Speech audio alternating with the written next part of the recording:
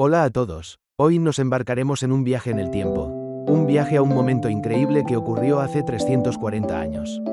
Prepárense para una historia que desafía la lógica, y que aún hoy sigue generando debates. Imaginen, esto es el 11 de agosto de 1676. En un tranquilo convento de clausura en Palma di Montechiaro, Sicilia. La hermana María, de 31 años, se despierta bruscamente en el suelo de su habitación. Pero hay algo terriblemente mal. Sus manos y su rostro están completamente cubiertos de tinta negra, y en su mano, un extraño trozo de papel con una escritura completamente indescifrable. La hermana María lo supo de inmediato, con una punzada de terror en el pecho. Lo que experimentó la noche anterior no fue un sueño. La tinta, las palabras incomprensibles, todo era real. ¿Qué le pasó esa noche para acabar en tal estado? ¿Y qué escalofriante secreto escondía esa carta que sostenía, escrita en un idioma que nadie parecía reconocer?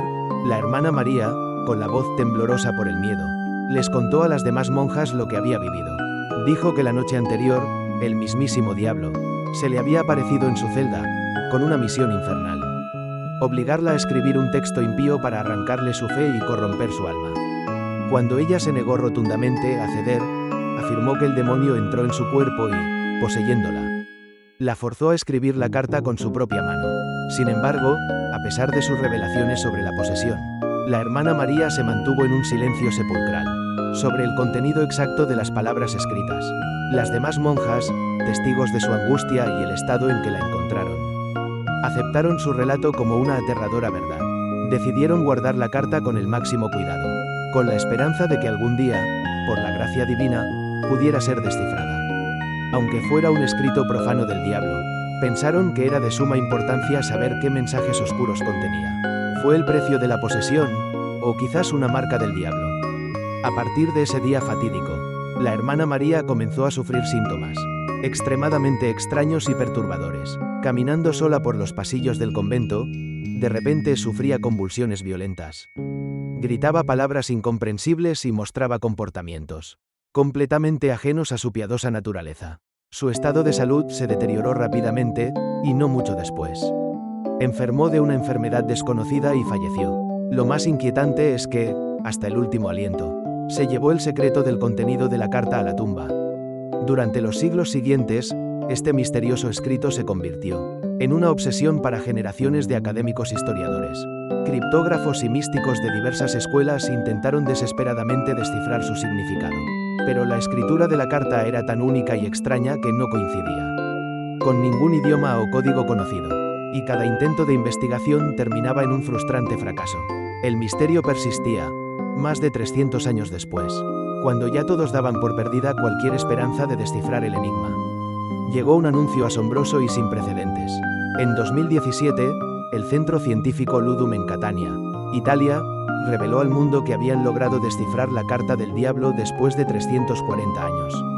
El director de investigación, Daniel Abate, explicó cómo lo habían logrado. Habían utilizado un software de algoritmo de descifrado, un programa altamente especializado que se encuentra disponible en la infame Dark Web. Para lograr este hito, Abate introdujo en el programa una vasta cantidad de información lingüística, patrones de idiomas antiguos como el griego, árabe, hebreo, latín, e incluso caracteres modernos. Luego, el software realizó miles de escaneos, comparando estos patrones con la escritura única de la carta. Como resultado, lograron identificar características comunes en los caracteres. Y, lo más importante, pudieron traducir aproximadamente el 80% del texto, revelando unas 15 oraciones. El contenido descifrado de la carta del diablo fue, como era de esperar, absolutamente impactante y controvertido. Dios piensa que puede liberar a los humanos de su destino. Pero Dios no es más que un peso pesado. No es para nadie y no sirve de nada. Dios fue creado por los humanos. El río Estigia existe. Después de la publicación de la traducción, la carta se vio envuelta en una enorme y furiosa controversia. El motivo era obvio: el texto contenido en ella negaba explícitamente la existencia de Dios, tal como había afirmado la hermana María. La gran pregunta que flotaba en el aire era: ¿realmente fue el mismísimo diablo quien la escribió? Sin embargo, Daniel Abate, el director de la investigación, opina que es muy poco probable que esta carta haya sido escrita por una entidad demoníaca real. Él sostiene firmemente que la carta es muy probablemente una creación original y personal de la hermana María, quien habría descompuesto y recombinado palabras y frases de los diversos idiomas que conocía para formar su propio código.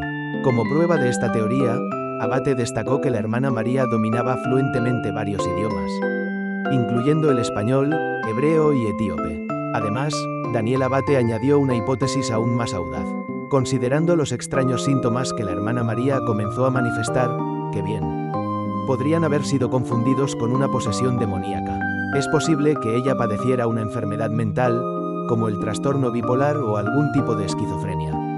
Los expertos del equipo de investigación de Abate sugirieron que, dentro de la hermana María podrían haber coexistido y luchado dos personalidades o creencias opuestas, una que aceptaba la fe en Dios y otra que la negaba. Abate interpretó que al escribir, Ojime, que en italiano antiguo significa, ay de mí, en lo que parece ser una firma al final de la carta, la hermana María estaba, de alguna manera, expresando su lucha interna y su resistencia final contra esa otra personalidad que renegaba de Dios. Podría ser que la famosa Carta del Diablo, que conmocionó una época, fue, después de todo, un malentendido de más de 300 años, surgido de los profundos problemas mentales de la hermana María, una revelación que reescribiría la historia de un supuesto evento sobrenatural. Pero la historia no termina ahí, y las voces disidentes no tardaron en alzarse. Teólogos y místicos de diversas corrientes rechazaron la teoría de la enfermedad mental, argumentando con base en los registros de la vida de la hermana María que ella no padecía tal afección.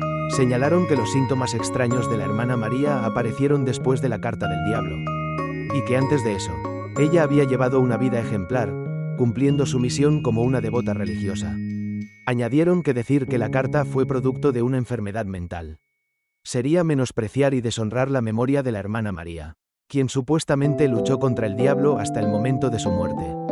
Algunos religiosos incluso llegaron a sugerir que, si la hermana María realmente padeció una enfermedad, esto también podría haber sido una manifestación o revelación divina, una prueba de fe.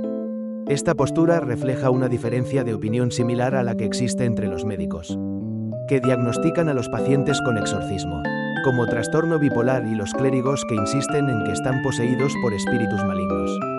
La verdad, para ellos, era una cuestión de fe, no de ciencia. Independientemente de estas profundas discusiones y debates, el contenido de la carta se convirtió en un motivo de controversia mundial y de fascinación inagotable. Frases como «Dios fue creado por los humanos» eran profundamente contradictorias, enigmáticas y, para muchos, heréticas. La gente ofreció las interpretaciones más diversas y creativas. Algunos sugirieron que el Dios, mencionado en la traducción, no se refería a la deidad o al diablo que comúnmente conocemos, sino a alguna entidad trascendente, una fuerza cósmica, o incluso seres extraterrestres que habrían influido en la humanidad. Además, la frase «peso pesado» podría interpretarse como que esos seres, los dioses, no son más que una carga, o un obstáculo para la verdadera evolución y libertad del ser humano. Y la mención del río Estigia, el río mítico que en la mitología griega conecta el mundo de los vivos con el de los muertos, se interpretó no como una afirmación de su existencia literal, sino como una sugerencia de la existencia de una vida después de la muerte, de un plano espiritual, o de una dimensión diferente a la nuestra, accesible de alguna forma.